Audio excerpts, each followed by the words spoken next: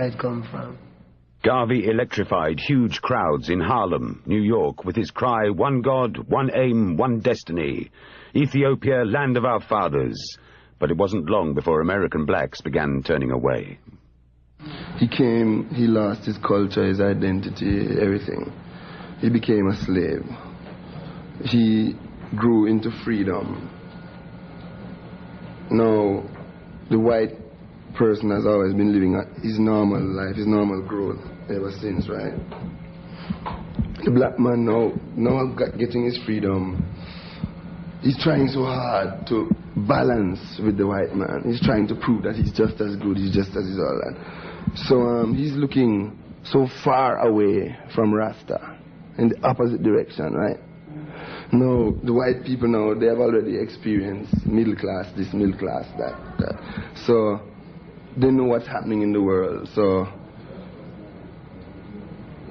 they have time to really go and check out the Rasta saying. They can really, they see it a lot more, to me a lot more white people have understood or been attracted to Rasta than blacks in America, you know.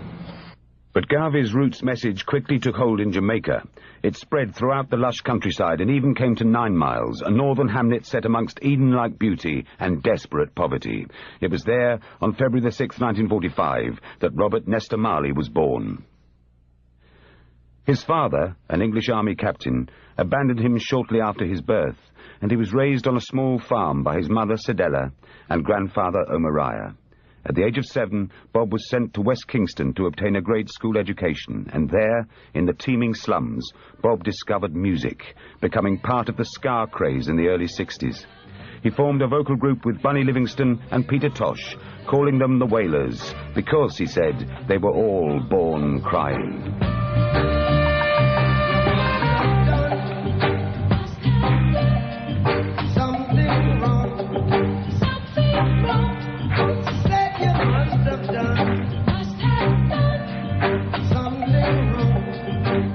Proudly displayed at all his performances were banners that reflected the 3 fundamental symbols of Bob's Rasta faith: Garvey, Selassie, and the flag of Ethiopia. On stage, one could always see the colors of the Rasta movement: green for the color of the land, black for the skin of its people, red for the blood they had shed, and gold for the sun overhead. And always at the center, the Lion of Judah, defiant and unconquerable. Every man thinks that his burden is the heaviest. Heaviest?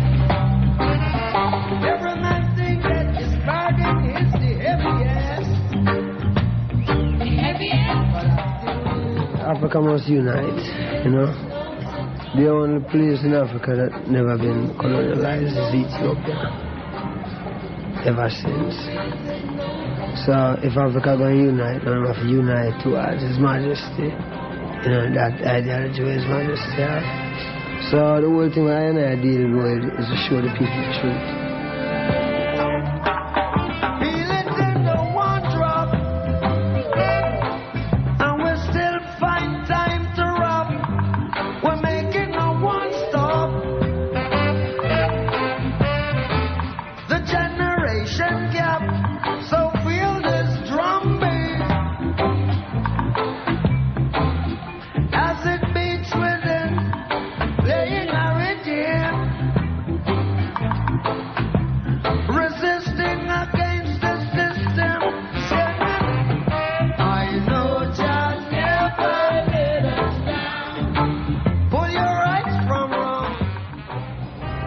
It's the first natural way of living before man take power to himself, you know.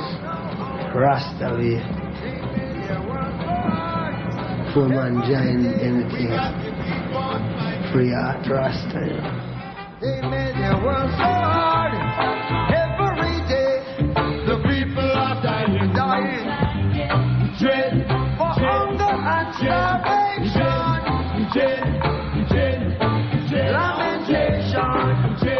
But reading in Revelation, you'll find your redemption. Come on, give us the teachings of His Majesty. We know one. In In 1964, Garvey died and was accorded a hero's funeral in Kingston. His followers, the Garveyites, walked behind his casket, which was topped by a black star, the symbol of his movement. His legacy, the Ethiopian Orthodox Church, lived on. We're making a one-stop, and we're filling the gap, so feel this drum beat as it beats with the blinding rhythm, fighting against ism and ism again. I know shall never let us down. I know that would never let us down. I know shall never let. In 1966, Jamaica witnessed the arrival of Haile Selassie. Garvey's prophecy of a black king now seemed made flesh before the eyes of all Jamaicans. Every day they made their work so hard. The right thing upon earth is Ras Tafari. That means regardless which rights a man have, even now dealing with Ras Tafari will reveal himself, because when Christ said shall return as the King of Kings. Our fighting them, our fighting them, come on. Keep up the teachings of His Majesty, so stick up, we no one, no devil, philosophy, and you hear? Keep up the teachings of His Majesty, we no one, no ideology.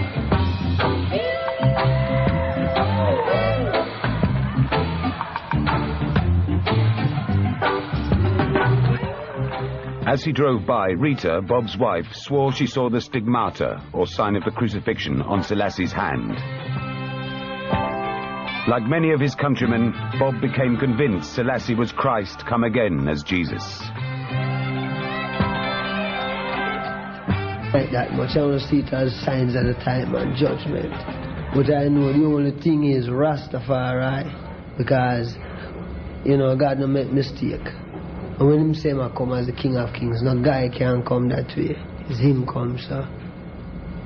You know. So that is how I view them things. After Selassie left, the Rastafarian influence spread rapidly. In defiance of the baldheads, or non-believers, Rastas grew their hair into dreadlocks. For Bob, his dreadlocks were a declaration of his faith. Dread meant dreadful, as in fear and praise of the Almighty, as ordered in Leviticus 21, verse 5. They shall not make baldness upon their head, neither shall they shave off the corner of their beard, nor make any cuttings in their flesh. Rasta going to die tomorrow. Every Rasta man deal with life forever, in this time. See? So, then Moses and the man laid down the rules. When you take a vow to be a Nazareth, you must make the locks of your ear grow. Now we dreadlocks, your dreadlocks now, it keep it to yourself. In a sense, if it was trim and shave, maybe you'd end up in a pure nightclub at night time, and you kind of accept it amongst the wicked. So when you dread now, you kind of have a confidence to stay and don't get corrupt, because it's not everywhere you go, people gonna like it. So you're conscious of that, so you stay within yourself. And knowing it's God you deal with, regardless of what men and people want to say.